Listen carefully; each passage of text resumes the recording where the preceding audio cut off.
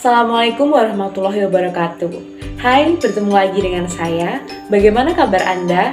Semoga semuanya dalam keadaan yang sehat, bahagia, dan baik-baik saja.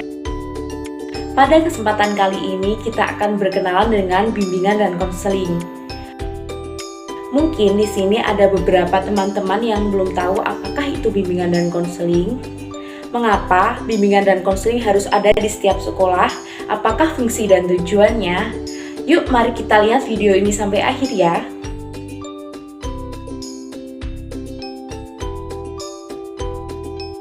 Bimbingan konseling terdiri dari dua hal, yaitu yang pertama ada guidance atau bimbingan, dan yang kedua adalah konseling. Guidance merupakan suatu proses pemberian bantuan oleh konselor atau guru BK kepada peserta didik atau konseli agar mampu memahami diri dan lingkungannya guna mengoptimalkan kemampuan diri, seperti hobi yang dimiliki maupun bakat dan minat yang dimiliki oleh setiap peserta didik.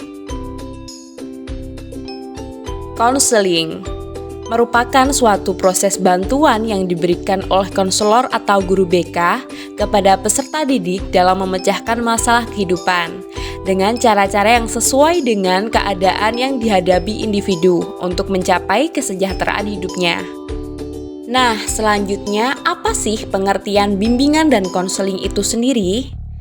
Bimbingan dan konseling merupakan suatu upaya pemberian bantuan yang dilakukan oleh seorang konselor atau guru BK kepada peserta didik atau konseli agar dapat memahami dirinya, sehingga sanggup mengarahkan diri dan bertindak dengan baik sesuai dengan perkembangan jiwanya.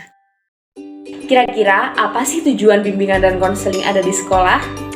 Nah, bimbingan dan konseling mempunyai tujuan agar peserta didik mampu mencapai tugas perkembangannya secara optimal, baik secara individu, baik sebagai makhluk Tuhan maupun makhluk sosial. Berikut merupakan beberapa bidang layanan dalam bimbingan dan konseling. Yang pertama, bidang pribadi, yang kedua bidang sosial, lalu bidang belajar, dan bidang karir.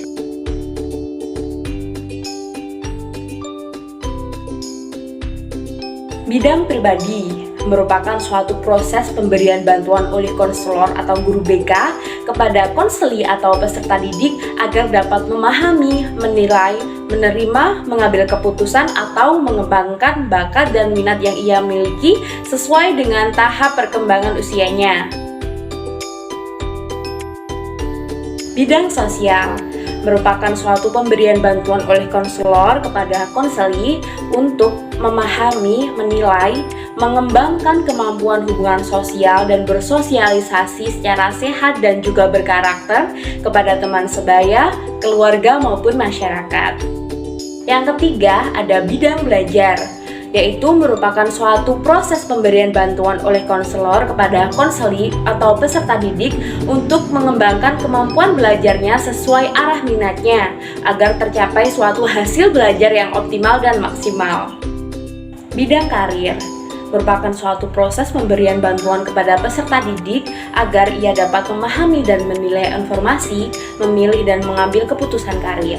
Nah, bidang ini bertujuan agar siswa mampu melihat dunia, dapat menentukan langkah hidupnya, dan mengembangkan potensi yang ia miliki dan dapat digunakan di kehidupannya kelak. Fungsi pemahaman merupakan suatu fungsi bimbingan dan konseling untuk membantu konseli atau peserta didik agar memiliki pemahaman terhadap dirinya, seperti potensi yang dimilikinya, dan pemahaman tentang lingkungannya, seperti pendidikan, pekerjaan, maupun norma-norma sosial dan agama. Fungsi preventif merupakan fungsi yang berkaitan dengan upaya konselor untuk senantiasa mengantisipasi berbagai permasalahan peserta didik yang mungkin terjadi dan berupaya untuk mencegahnya agar tidak dialami oleh konseli atau peserta didik. Fungsi pengembangan merupakan suatu fungsi bimbingan dan konseling untuk membantu konseli atau peserta didik agar dapat berkembang secara optimal sesuai tahap perkembangan usianya. Fungsi penyembuhan merupakan fungsi bimbingan dan konseling untuk membantu konseli atau peserta didik yang bersifat secara kuratif.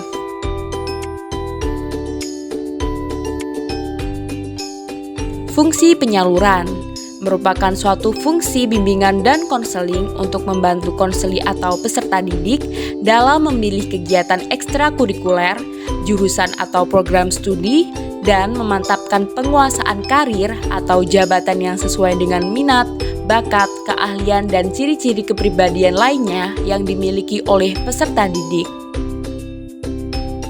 Fungsi adaptasi merupakan suatu fungsi bimbingan dan konseling untuk membantu para pelaksana pendidikan, seperti kepala sekolah dan staf, konselor, dan guru, untuk menyesuaikan program pendidikan terhadap latar belakang pendidikan, minat, kemampuan, dan kebutuhan konseli atau peserta didik. Nah, demikianlah sedikit pengenalan tentang apa itu bimbingan dan konseling. Semoga bermanfaat untuk semuanya. Dan jika ada pertanyaan, silahkan ketikkan di kolom komentar. Terima kasih. Wassalamualaikum warahmatullahi wabarakatuh.